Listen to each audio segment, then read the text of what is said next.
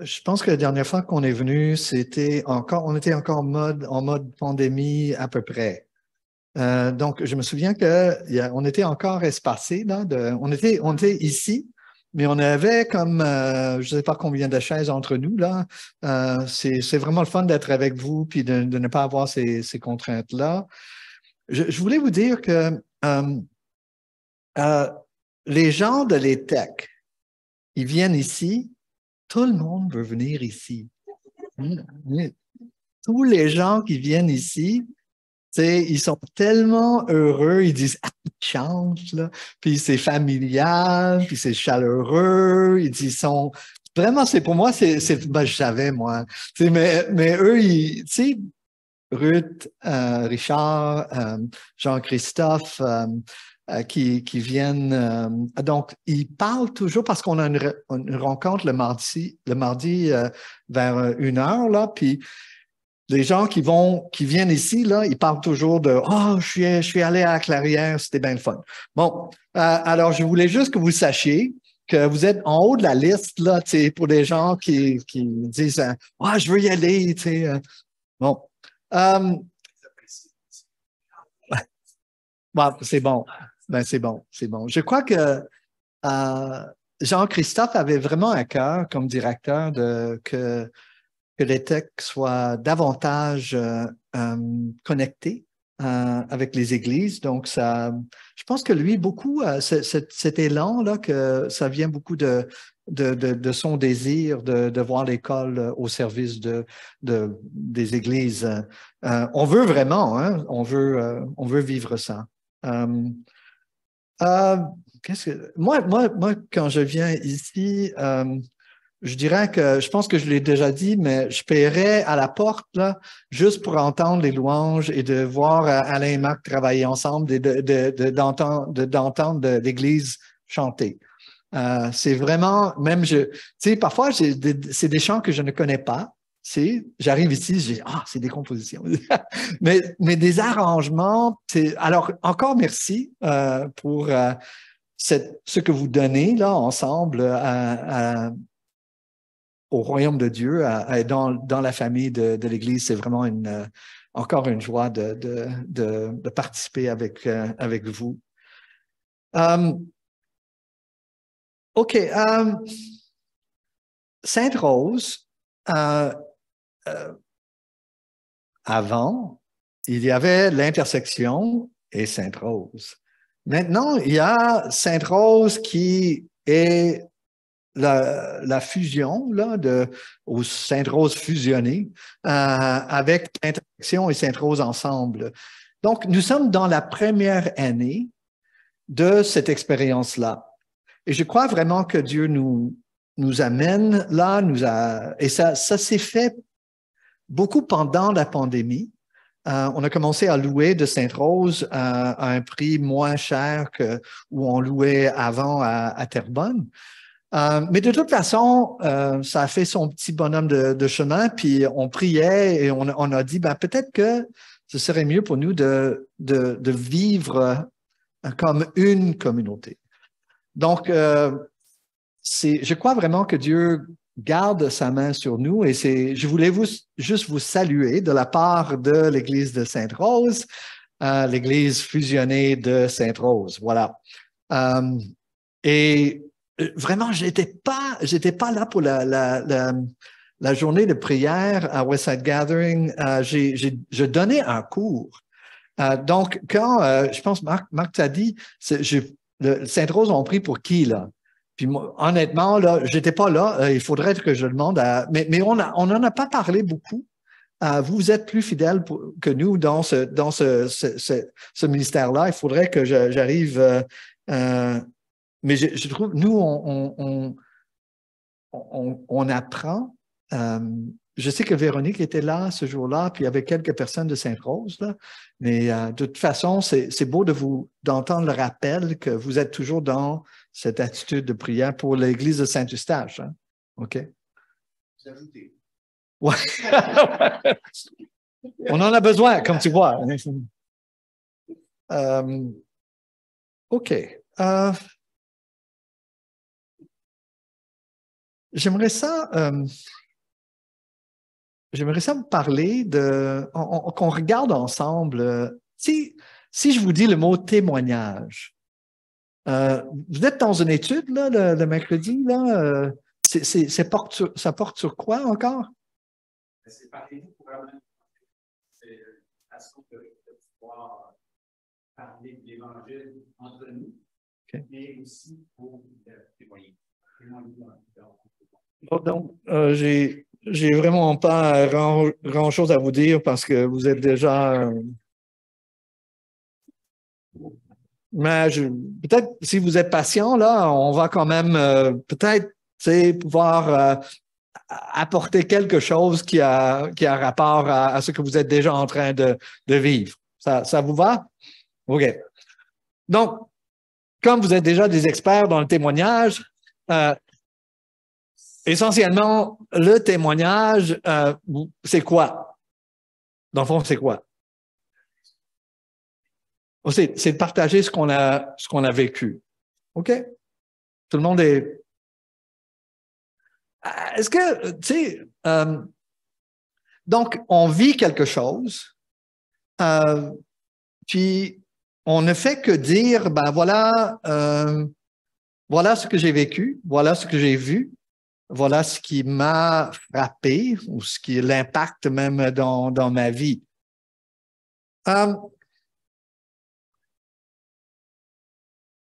Jésus nous appelle ses témoins. Jésus nous appelle ses témoins. J'aimerais lire, on va lire un texte ensemble, juste quelques versets dans le livre des Actes, qui parle justement du témoignage. Acte 1, 6 à 8. Qu'est-ce qui se passe ici? OK, d'accord. Donc, Acte 1, 6 à 8. Bon, on lit. Ceux qui étaient réunis auprès de Jésus, c'est après la résurrection, ceux qui étaient réunis auprès de Jésus lui demandèrent alors, Seigneur, est-ce en ce temps que tu rétabliras le royaume d'Israël? Jésus leur répondit, il ne vous appartient pas de savoir quand viendront les temps et les moments, car le Père les a fixés de sa seule autorité. Mais vous recevrez une force quand le Saint-Esprit descendra sur vous. Vous serez alors mes témoins à Jérusalem, dans toute la Judée et la Samarie et jusqu'au bout du monde. OK. Jésus dit, vous serez mes témoins. Ce que j'aimerais faire, c'est de regarder, de reculer un peu, puis de prendre ces deux versets-là, puis juste de les ouvrir un peu avec vous. C'est très simple comme message. Dans le fond, là, encore, nous sommes après la résurrection de Jésus. Il passe du temps avec ceux qui le connaissent. On les appelle souvent, on dit, il passe du temps avec ses disciples, avec les gens qui ont été avec lui pendant sa vie, qui étaient témoins de son enseignement, de sa façon de vivre, de ce que Dieu a fait dans sa vie. Ils étaient aussi témoins de ce qui s'est passé à la croix. Ils ont vu tout ça, ils ont vécu, entendu, et aussi, la parole de Dieu nous dit que quand Jésus, celui que Dieu a envoyé pour accomplir son plan de réconciliation, pour nos vies, pour le monde, pour même la création. La parole de Dieu dit pour toute la création. Ils étaient témoins de tout ce qui s'est passé dans la vie de Jésus, la croix et la résurrection. Après la résurrection, comme vous le savez, Jésus a passé du temps avec ces personnes-là, avec qui le connaissait déjà beaucoup, et il parlait. Il disait, maintenant je vais vous dire comment Dieu a parlé tout cela avant. Ce que les prophètes ont dit, aidés par l'Esprit de Dieu, par rapport à ce que Dieu allait faire, Jésus dit, dans ma vie, à travers moi. Donc, imaginez d'être là, puis de vivre ça avec Jésus. OK, on va passer le jour. Je vais vous expliquer un peu comment Dieu, ce qu'il a dit avant, puis comment il réalise ça maintenant. Mais ce serait tellement intéressant et aussi très encourageant, je dirais. OK, là, on comprend. Oh, là, on voit. On voit dans le psaume que par l'Esprit de Dieu, il y a une application envers toi quand tu es mort sur la croix. Le psaume 102, le 22, est-ce possible? Là, on le voit maintenant. Alors, il vivait toute cette période-là. Mais Jésus s'apprêtait à partir, à remonter dans la présence du Père. La Bible dit d'être assis à la droite de Dieu, le Père. C'est-à-dire d'être là à côté de celui qui domine de Dieu et d'être celui qui exécute, qui est aussi celui qui exprime la volonté de Dieu, qui est Seigneur. Et il est sur le point de quitter.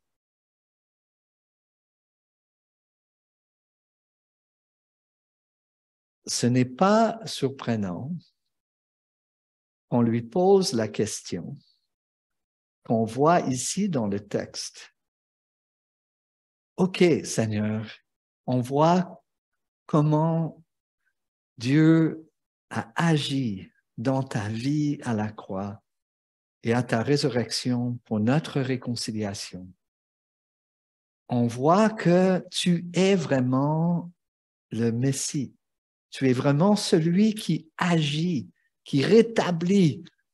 Et après, il pose la question, et alors, est-ce maintenant que Dieu va rétablir les choses dans notre parcours? Est-ce maintenant que cette situation que nous sommes en train de vivre dans l'Empire, qui est tellement lourde, qui pèse sur nous, on a honte de vivre ça. On ne veut plus vivre ça. On sait que Dieu va agir, il va rétablir la justice. Est-ce maintenant, est-ce le moment que Dieu va nous donner et nous montrer sa puissance pour rétablir nos vies? Est-ce maintenant? Vous pouvez facilement croire et comprendre. Et la question est le désir d'avoir une réponse dans l'affirmative. Si Jésus avait dit solide, OK? Ben oui. 2 semaines. Tu sais, je monte au ciel, paf! Dieu agit. Tout est correct. Les Romains, bye-bye, OK? La vie retourne à une situation paisible où, à Jérusalem, on loue, on vit dans la paix. Tout ce qu'il voulait entendre, c'est « Ben oui, il ne manque que ça. » On comprend. Hein? Et qu'est-ce que Jésus dit? Il dit, c'est pas à vous, ce n'est pas à vous de savoir quand. Mais là, mais c'est pas ça qu'on veut entendre. C'est quand on voyage avec des enfants, tu sais, ils disent, OK, là, c'est long. Encore combien de temps? Parce que l'enfant veut entendre, ou même l'adulte, hein? Encore une demi-heure, on est là. Tout le monde est comme, OK, d'accord, c'est bon. Mais quand tu dis, ah non, des 5-6 heures encore, là, dans le char, puis tout le monde est comme, oh. Ouais. Ben là, Jésus dit, ça ne vous appartient pas de savoir quand Dieu va faire ça.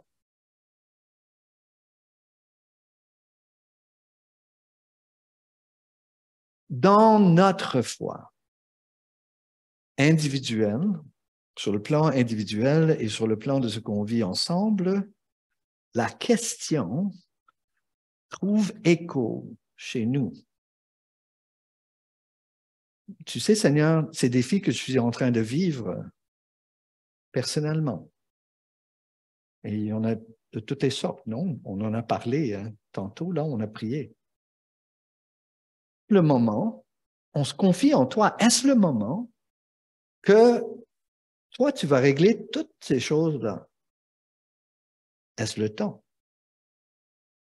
Je me confie en toi, là. Dis-moi, tu sais.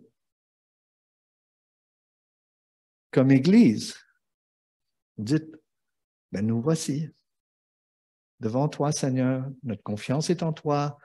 Tu sais qu'on veut te servir. Tu sais que notre parcours, là, on veut que tu sois élevé.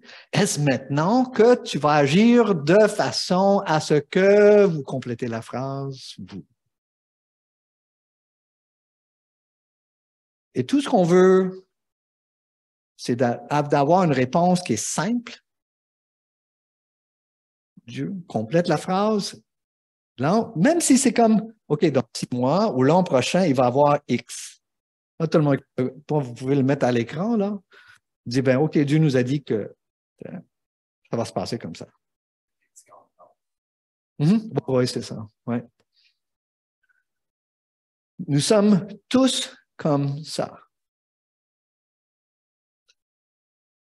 Ce qui est intéressant, c'est que ce qu'on est en train de demander à Dieu, c'est que peux-tu, toi qui nous connais, toi qui es maître de tout, peux-tu travailler dans les circonstances autour de nous de façon à ce que nous, on voit que tu es vraiment à l'œuvre et que nous sommes vraiment encouragés, que nous sommes vraiment dans ta paix. Est-ce le moment quand tu vas arranger, travailler autour de nous, de manière à ce qu'on dit, wow, c'est toi. Jésus dit une chose, il dit, ça ne vous appartient pas de savoir quand ça va se passer. Par rapport aux circonstances qui vous entourent, ça appartient à Dieu. Deuxième partie, après la question, il y a quand même un petit bout de réponse, non? Jésus dit, cela ne vous appartient pas, mais, on dit souvent, il y a des grosses prédications sur le mais, hein, c'est le mais de Dieu, hein, si on met à l'écran. OK, OK, c'est juste moi, ben on va y aller comme on peut. Tu sais. Il dit, mais vous, là je vous regarde, Jésus regardait ses disciples, vous serez mes témoins. Huh. OK. Quand la force de l'esprit là, on parle encore pas d'une espèce de truc, là, un courant, force cosmique. On parle de la présence de Dieu par son esprit. Jésus dit, quand l'Esprit de Dieu viendra sur vous, vous serez mes témoins. Et après, bon, il donne ici à Jérusalem, en Judée, il élargit le cadre un peu. En Samarie, là, ça se complique un peu. Puis jusqu'au bout du monde, là, ça nous concerne quand même. Quand l'Esprit de Dieu, le même Dieu qui agit, l'Esprit qui agit en Jésus, cet Esprit-là va agir en vous. Vous serez mes témoins. Chose à retenir pour moi, c'est pas tellement qu'on sait exactement ce qui va se passer dans les circonstances. Ce n'est pas que on va avoir la main mise sur tout ce qui nous entoure.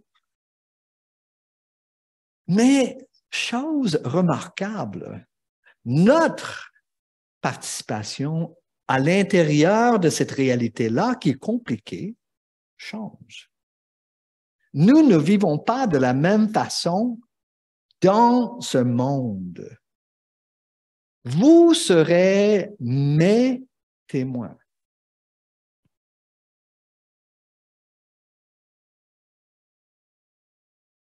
J'ai de la misère un peu avec le mot témoignage.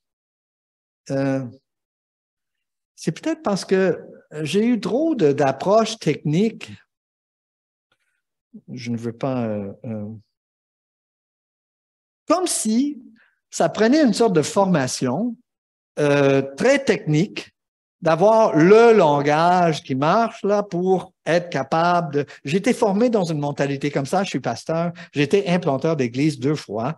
Donc, je suis formé dans une culture qui est fascinée par comment faire. Comment faire?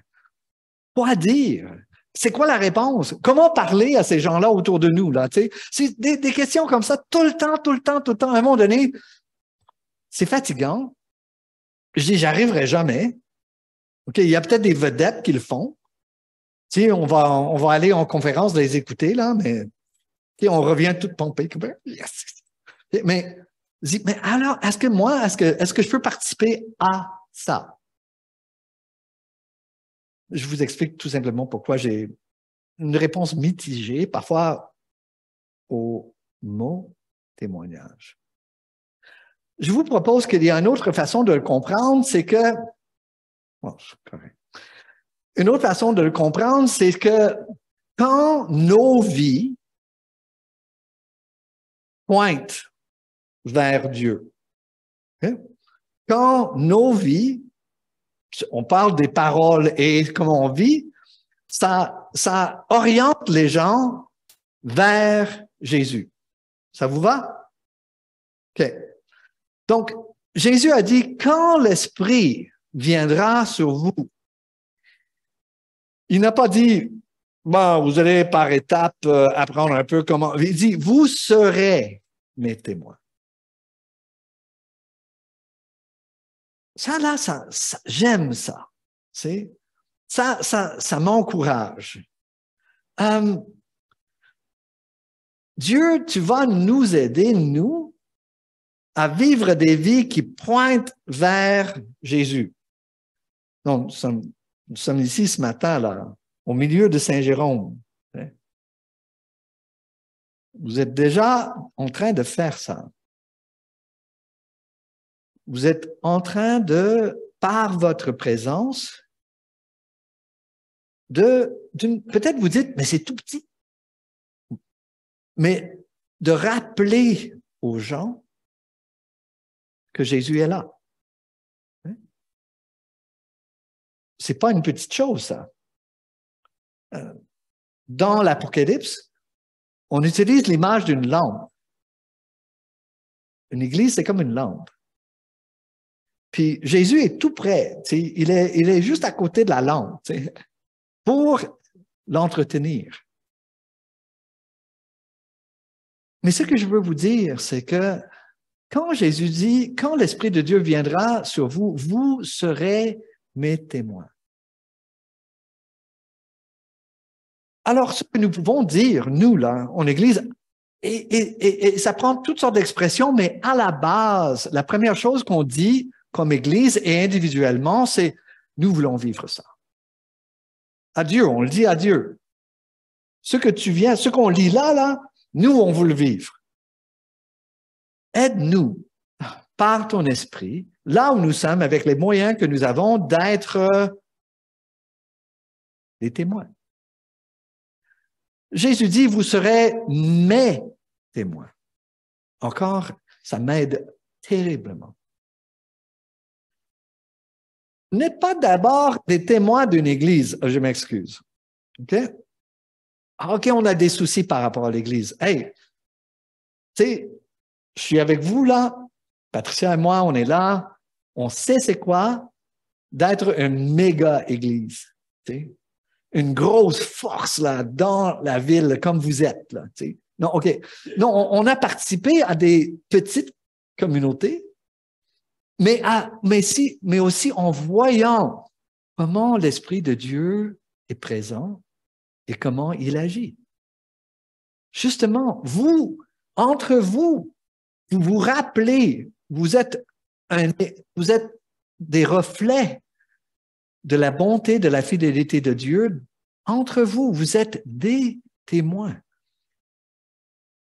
Dans votre vie, en dehors de ce local, encore là où vous vivez, c'est pas un jour nous serons. Parce que l'Esprit de Dieu est à l'œuvre dans vos vies, vous êtes des témoins. Encore, je pense vraiment que notre réponse à Dieu,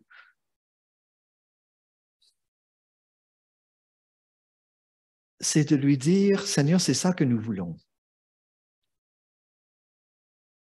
Je précise. Et ça c'est pas facile parce qu'à cause du péché. Veut pas, là, dans nos vies, on veut que les gens nous remarquent. On veut que les gens disent, ben, David, il est comme ça. On s'habille, on a un style. Tout le monde, tu sais, dit, et c'est Dieu qui nous donne cette diversité-là, cette individualité-là. Dans le péché, ce que je veux vraiment, c'est que les gens me remarquent. Fin de l'histoire. Ça peut être une question de survie. Ça peut être une question de puissance dans le monde que j'habite moi. Quelle est mon influence? Comment je suis perçu dans mon monde? Quand l'Esprit de Dieu viendra sur vous, vous serez mes témoins. Et alors, quelque chose qui change, il dit, sans toucher à notre diversité, sans toucher à notre personnalité, notre désir change. Et ça devient, Seigneur, dans tout ce que je suis, je veux que ma vie, je veux que tu sois vu. Encore, ça ne fait pas de nous des gens qui sont tous pareils. C'est pas une question d'âge, c'est pas une question d'argent, c'est même pas une question de santé. Seigneur, que ma vie oriente les gens, pointe vers toi. Que ma vie pointe vers toi. Encore, comme communauté, ce n'est pas une question de ressources, pas une question de nombre, c'est que notre communauté, que tu nous aides à être une communauté, Seigneur, par la force de ton esprit, qui pointe vers toi. Vous n'êtes pas ici seul à Saint-Jérôme, à ma connaissance. Je pense qu'il y a quelques autres églises, des petites églises autour. Là, et eux aussi, elles aussi, sont appelés à vivre de cette façon-là. Donc, on n'est pas seul. Hein? Mais Dieu a quelque chose à faire dans cette communauté. Vous serez mes témoins. Hein, je parlais à Alain, je dis, j'ai un ami qui est le directeur d'une maison pour les gens en situation d'itinérance à Terrebonne. La maison s'appelle La Hutte. Le gars s'appelle François Savoie. Il y a maintenant une maison ici qui se prépare à Saint-Jérôme, La Hutte, Saint-Jérôme. OK? J'ai texté François ce matin, mais non, hier. J'ai dit, je m'en viens à la Clairière. Il me dit, je voulais qu'il sache. Et je dis, qu'est-ce qui se passe avec la maison? Si, êtes-vous dans une situation quand vous aurez besoin juste d'aide ou François me dit, non, ça va être au mois d'août, ça passe au mois d'août, là, que ça va. Mais je vous encourage à connecter avec la Hutte Saint-Jérôme. Parce que eux, une chose qui peut être intéressante, Sainte-Rose a déjà une connexion avec la Hutte à Terrebonne. Que Dieu a utilisé, je crois, pour encourager la Hutte, mais aussi comme une sorte de témoignage.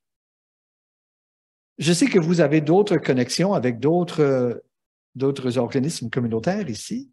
C'est juste, vous pouvez peut-être greffer ça à votre liste. Et quand vous parlez à François, dites, David nous a dit. François dit, oh, OK, d'accord. OK. Vous serez mes témoins. Donc, j'espère qu'encore sur le plan individuel aussi, dans un sens, on a un enjeu sur le plan personnel que d'arriver à dire, Seigneur, il y a beaucoup de choses qui me préoccupent. J'ai beaucoup de soucis. Mais au milieu de tout cela, quand je vois ce que tu dis dans ta parole, je veux vivre comme témoin. Je veux que par ton esprit, que tu m'aides à vivre dans mes circonstances comme quelqu'un dont la vie pointe vers toi. Pour la communauté, c'est la même chose. Je ne sais pas pour vous, mais je ne sais pas, vous êtes déjà présent dans une fête quand on danse. Hein? Ça vous est déjà arrivé? OK. Moi, je suis un peu nerveux dans ces situations-là parce que je n'ai pas une grande culture comme quelqu'un qui connaît la danse. Donc, mais je peux regarder, tu sais, je regarde, je dis, ah, c'est beau, regarde-moi ça, là, comment ils font, tu sais. C'est vrai. Patricia a dit, on va y aller, on va y aller. Okay, oui, éventuellement. Ouais. Puis tout à coup, quelqu'un te pointe, quelqu'un te cible, dit, hey, tu viendras danser, toi. Ah. Mais là, on fige un peu. Hein. On dit, ah ben, vraiment? Mais quand on embarque, c'est le fun. Même si on n'est pas bon, là. Le témoignage est comme ça. On peut penser à l'idée, mais Jésus dit, vous serez mes témoins. Vous êtes impliqués. Donc, que Dieu nous aide pour sa gloire, mais aussi pour toi, hein, un peu comme la danse, de vivre ça, de continuer à vivre ça. Alors, prions.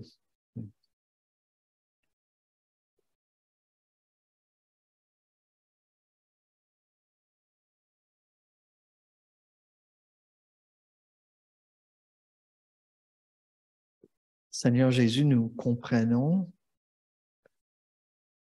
pourquoi les disciples ont posé la question, parce que nous aussi, souvent, on pose des questions semblables.